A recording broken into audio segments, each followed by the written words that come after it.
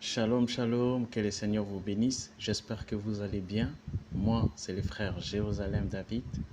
Donc, on est là pour parler de la nouvelle naissance. Voilà, c'est de ça qu'il s'agit. C'est de ça qu'il s'agit. Donc, ça, c'est notre troisième partie. Donc, il y a la première partie qu'on avait déjà faite. Il y a deuxième partie aussi déjà. Donc, ça, c'est la troisième partie qu'on avait promis. Je sais que ça fait déjà pas mal de temps, mais on était un peu occupés. Mais Dieu nous a donné le temps aujourd'hui et on va maintenant faire la troisième partie. Donc, la troisième partie parle de quoi? La troisième partie parle de comment naître de nouveau. On a déjà vu qu'est-ce qu'est la nouvelle naissance, l'importance de la nouvelle naissance, pourquoi nous devons naître de nouveau. Et aujourd'hui, nous sommes en train de voir, nous sommes en train de voir comment naître de nouveau. Voilà. Et pour vous rappeler, nous devons savoir et retenir que la nouvelle naissance, c'est le mystère des mystères. Il n'y a pas un mystère qui est plus grand que la nouvelle naissance. Je vous le garantis. Parce que la nouvelle naissance fait de nous de Jésus. Est-ce que tu t'imagines un peu? La nouvelle naissance nous donne la possibilité hein, de devenir égaux à Jésus-Christ. Imaginez-vous que si nous sommes égaux à Jésus-Christ, donc tu peux faire n'importe quoi. Tu peux déplacer les montagnes, tu peux créer des miracles. Tu seras, tu seras tout puissant. Tu t'imagines un peu? Et ça, c'est par la nouvelle naissance. Donc aujourd'hui, si nous avons des problèmes dans nos églises, dans nos familles, dans nos maisons, dans nos écoles, partout dans la société, c'est par manque de la nouvelle naissance. C'est pour cela aujourd'hui, nous allons voir qu'est-ce qu'est la nouvelle naissance et j'espère que ça vous aidera. Partagez, commentez, envoyez des questions et nous allons, pourquoi pas faire une vidéo à propos d'une question. Voilà. Donc, vous pouvez écrire vos questions et ainsi que tout ce qui est dans votre cœur pour que nous puissions étudier cela ensemble avec la parole de Dieu. Nous allons lire dans Jean chapitre 3, les versets 1 à 6.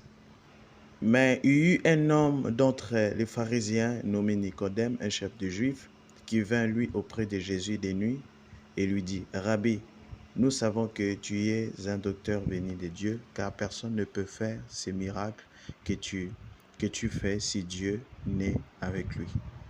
Jésus lui répondit, en vérité, je te le dis, si un homme n'est né de nouveau, il ne peut voir le royaume de Dieu. Et Nicodème lui dit, comment un homme peut-il naître quand il est vieux? Peut-il entrer dans le sein de sa mère et naître? Jésus répondit, en vérité, je te le dis, si un homme n'est né d'eau et d'esprit, ne peut entrer dans le royaume de Dieu. Ce qui est né de la chair est chair, et ce qui est né de l'esprit est esprit. Que Dieu bénisse la lecture de sa parole. Voilà, donc ici, nous venons de lire dans Jean chapitre 3, que tout le monde connaît. C'est la conversation entre Nicodème et Jésus. Voilà. Et c'est là où on va se baser sur ça. C'est là où nous allons nous baser pour faire sortir une pensée et de pouvoir comprendre quelle est notre responsabilité, qu'est-ce que nous devons faire pour naître de nouveau. Ici déjà Jésus, il parle de la nouvelle naissance pour la première fois parce que c'est la première doctrine de Jésus avant qu'il ne fasse n'importe quoi. D'abord dans le chapitre 1 de Jean, Jean baptise Jésus, voilà, et donc il le présente, il les baptise et puis il les présente.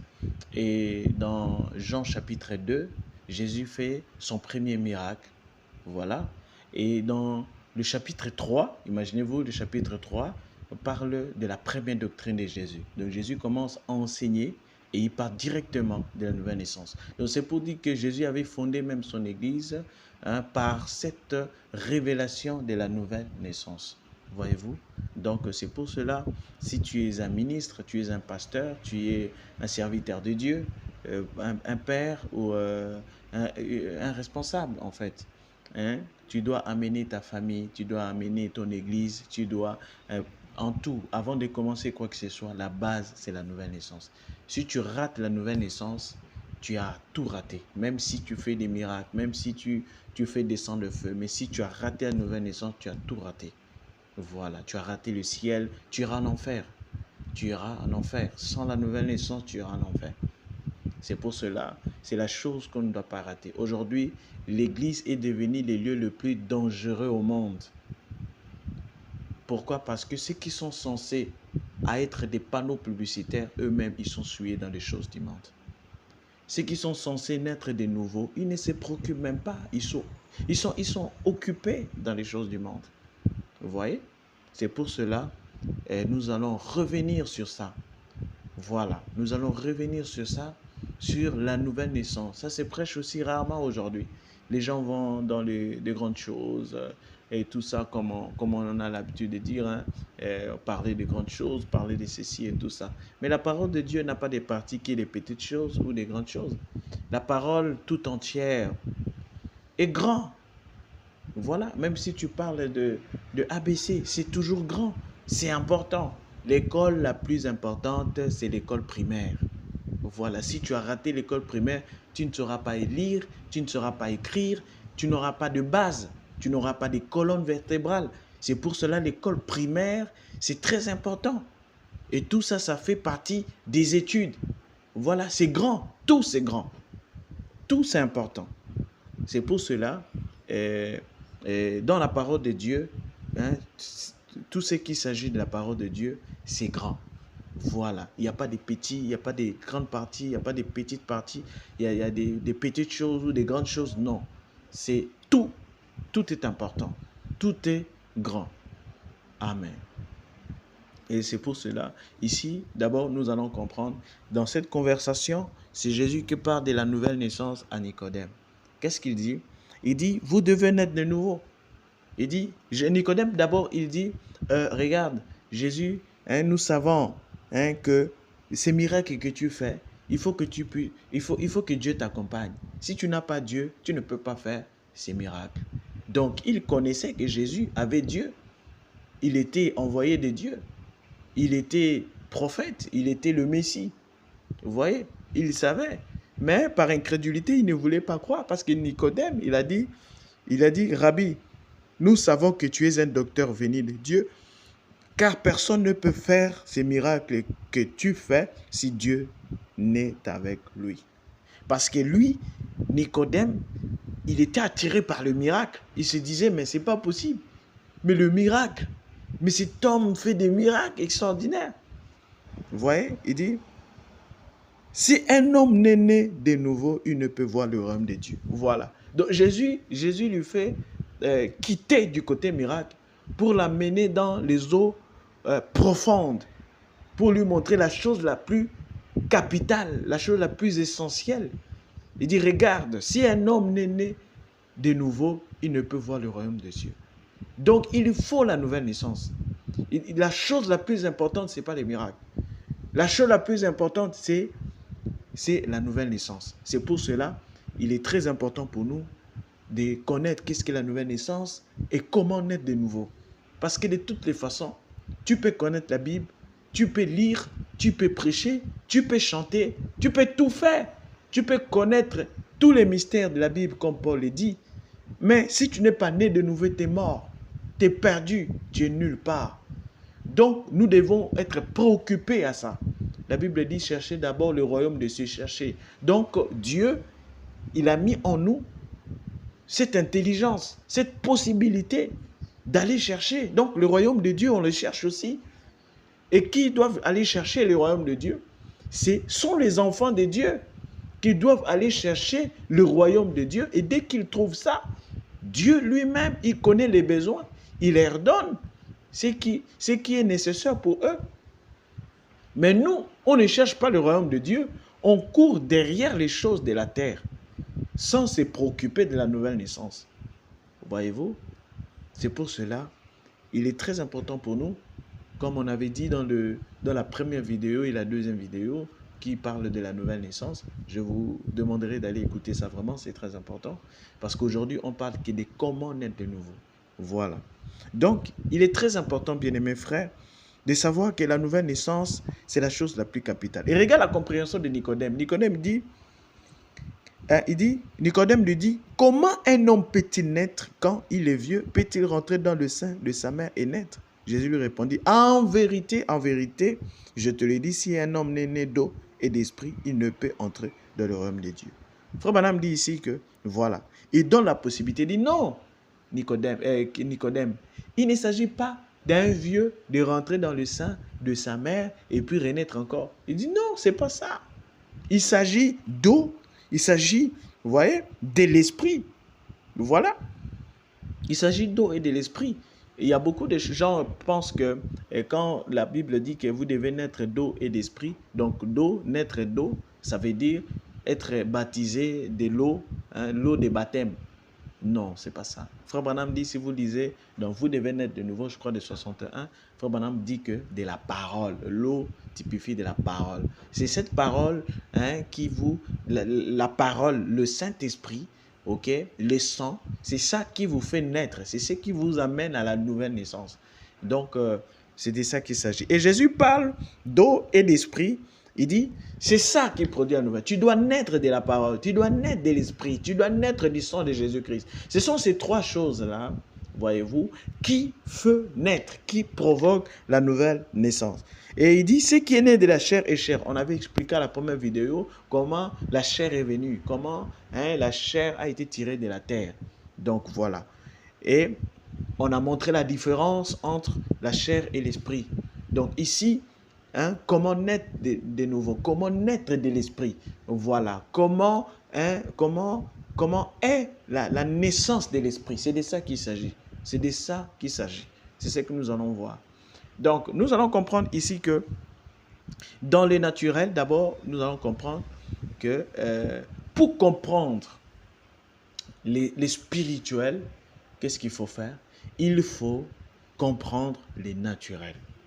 Pour comprendre les spirituels, il faut comprendre les naturels. Voilà. Dans les naturels, si tu n'as pas compris le naturel, tu ne peux pas comprendre les spirituels. La nature est le type de ce qui est spirituel. Je vous donne un exemple pour comprendre la nouvelle naissance. Regardez un grain de maïs. Voyez-vous, un grain de maïs qui espère revivre. Un grain de maïs qui espère revivre, qu'est-ce que ça doit faire? Ça doit accepter la mort. On doit s'aimer cela. On doit mettre ça sous la terre. Et ce grain doit accepter la mort. Parce que si ce grain ne meurt pas, il n'y aura pas la vie. Donc le grain doit accepter la mort. Et vous allez mettre ça sous la terre. Et ça va pourrir. Ça va mourir. Et au milieu de cette pourriture, au milieu de cette mort, il y a une vie qui est à l'intérieur, le germe de vie. Mais ce germe de vie se manifeste lorsque les corps, lorsque le grain accepte de mourir. Un grain qui espère vivre doit accepter la mort. C'est pour cela qu'on doit s'aimer cela. On doit mettre ça sous terre.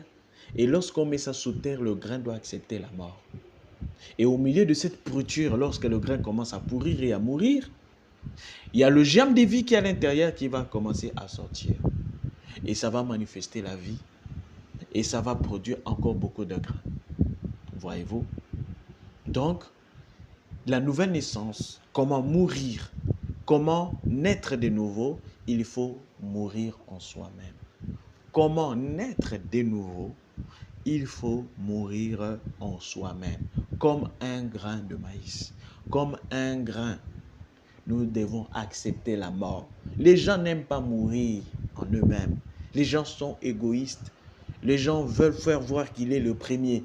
Les gens veulent toujours faire voir que c'est lui qui a commencé. Les gens veulent faire voir que non, il est le meilleur. Il est plus que tout le monde. Il est tout ça. Non, ça c'est l'égoïsme. Ça c'est pas chrétien. Tu ne peux pas naître de nouveau avec l'orgueil. Tu ne peux pas naître de nouveau avec les mensonges. Tu ne peux pas naître de nouveau avec la convoitise. Tu ne peux pas naître de nouveau avec tout ce qui est du monde. Hein? Des habillements mondains, hein? Des aspects mondains. Et toutes ces choses-là ne peuvent pas naître de nouveau. Il faut mourir dans ça. Il faut la véritable nouvelle naissance. Il faut mourir. Il faut accepter la mort en soi-même. Amen. Je vais lire quelque chose ici, parce que les gens n'aiment pas mourir. C'est pour cela que nous avons tellement de problèmes. Regardez. La Bible dit ici, Frère Branham dit, je vais dire, dans Dieu dévoilé. Paragraphe 302, Frère Branham dit ceci. Remarquez, la même colonne de feu qui a été envoyée à Moïse et à Paul lesquels ont écrit la Bible est maintenant envoyé pour la révéler. Donc, la même colonne de feu qui a été envoyée à Moïse pour écrire la Bible et à Paul pour écrire le Nouveau Testament. Moïse a écrit l'Ancien Testament et Paul a écrit le Nouveau Testament.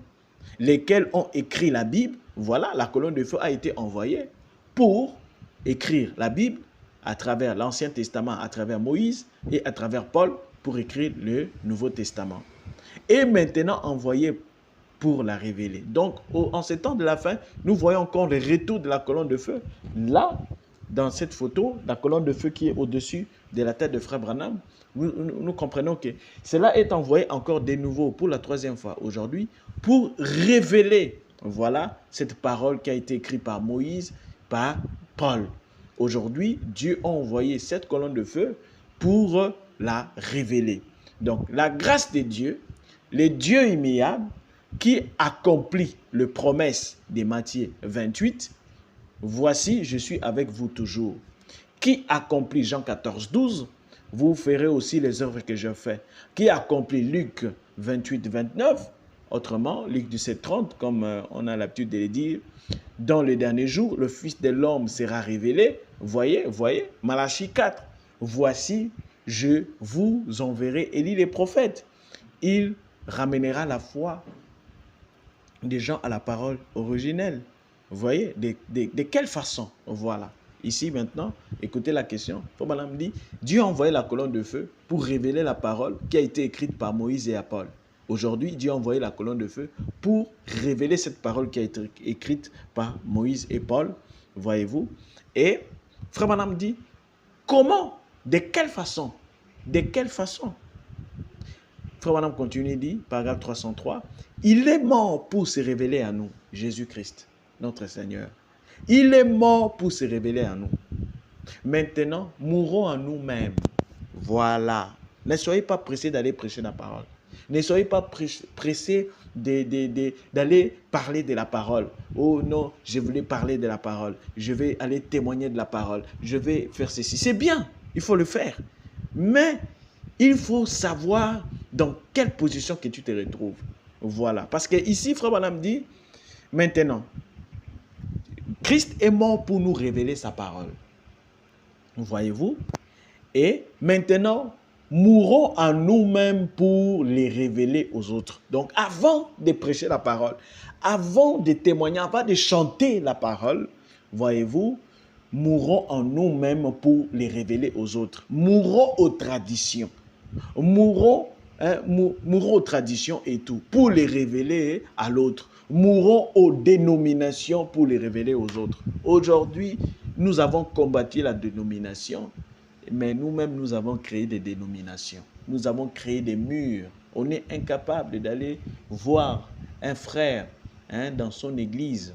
On est incapable de communier. Pourquoi? Parce que les églises sont devenues, ça s'est transformé en lieu de guerre, en lieu de concurrence, en lieu de compétition. Ce n'est plus une église, c'est devenu tout sauf une église. Et c'est triste, vraiment c'est triste.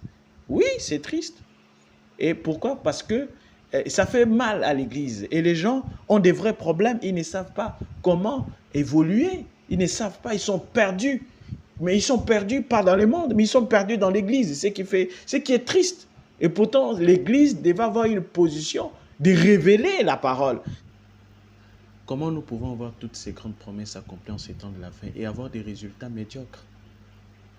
Avoir des résultats médiocres lorsqu'on regarde la vie, la condition de l'église. C'est vraiment triste à un niveau haut. On s'est dit que mes frères Branham étaient partis avec la colonne de feu qu'il avait. Cet ange qui était avec lui là, il est parti avec lui. Mais qu'est-ce qui se passe? Qu'est-ce qui se passe avec l'église? L'église est impuissante. L'église ne peut rien faire. Il y a tellement de défis à relever. Mais l'église se sent incapable de relever. C'est par manque de la nouvelle naissance. L'église ne veut pas mourir. L'église est devenue un lieu mondain. Ou même lorsqu'on rentre dans les mariages, c'est grave. Les maisons, les foyers, c'est pitopal, c'est catastrophique. Et ça, ce sont des croyants du message. Comme Frère Branham condamnait les chrétiens des foyers pentecôtistes. Aujourd'hui, c'est les foyers des gens du message. Quel genre de vie qu'on a dans le message, dans nos maisons? Quel genre de vie que les couples vivent avec leurs maris, leurs femmes, avec leurs enfants? Quel genre de vie qu'ils mènent? Ils vivent une vie bidon par manque de la nouvelle naissance. C'est pour cela, avant de faire quoi que ce soit, cherchons à mourir. Cherchons la nouvelle naissance. Cherchons la vie éternelle. Cherchons le royaume de Dieu. Et le royaume de Dieu est constitué de la parole. Et la parole nous demande de mourir en nous-mêmes. Et mourir en nous-mêmes, c'est avoir le regret. C'est sentir coupable. C'est reconnaître que nous sommes rien. Tu es sous l'autel de Dieu. Et ce regret, c'est sentir coupable. C'est là, produit en toi, la mort qui produit la vie. Bien-aimés frères, il n'y a pas mieux que la nouvelle naissance. Tu peux chanter comme un ange, tu peux connaître tous les mystères, toutes les brochures du monde. Mais si tu n'es pas né de nouveau, tu n'es nulle part. C'est pour cela, la chose la plus importante. Aujourd'hui, les églises vont rétrograder. Les gens vont abandonner la parole. Il n'y a plus rien à espérer. La seule chose qui doit nous préoccuper, c'est la nouvelle naissance. Nous devons naître de nouveau. C'est ça la chose la plus importante. Messieurs, nous voudrons voir Jésus. C'est de ça qu'il s'agit. Que Dieu vous accorde la nouvelle naissance. Merci. Que Dieu vous bénisse. N'oubliez pas de vous abonner. N'oubliez pas de partager. N'oubliez pas de poser des questions. À la prochaine, nous allons parler d'autre chose. Que le Seigneur vous bénisse. Merci.